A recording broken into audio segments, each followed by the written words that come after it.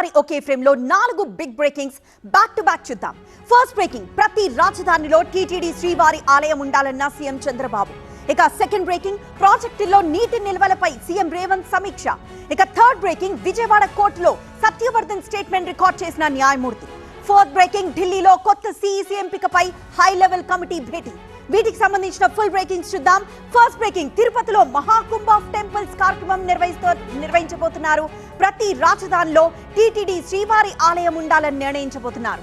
ఇక భారత్ లో ఆలయాల ఆర్థిక విలువ 6 లక్షల కోట్లు అంటున్నారు చంద్రబాబు. సెకండ్ బ్రేకింగ్, ప్రాజెక్టుల్లో నీటి నిల్వలపై సీఎం రేవంత్ సమీక్ష నిర్వహించారు. వచ్చే 3 నెలలు అప్రమత్తంగా ఉండాలన్నారు సీఎం. ఏపీకి ఎక్కువ నీటిని తరలింపుపై కేంద్రానికి ఫిర్యాదు చేయాలన్నారు. ఇక థర్డ్ బ్రేకింగ్, విజయవాడ కోర్టులో సత్యవర్ధన్ స్టేట్మెంట్ రికార్డ్ చేశారు. సత్యవర్ధన్ స్టేట్మెంట్ ని జడ్జి రికార్డ్ చేశారు. సత్యవర్ధన్ వాంగ్మూలంపై సర్వత్రా ఉత్కంఠ నెలకొంది. ఇక ఫోర్త్ బ్రేకింగ్, కొత్త సిఇసి ఎంపికపై హై లెవెల్ కమిటీ భేటీ అయింది. అమిత్ షా, రాహుల్ గాంధీ ఇందులో పాల్గొన్నారు. రేపటితో సిఇసి రాజీవ్ పదవీ కాలం ముగియనుంది.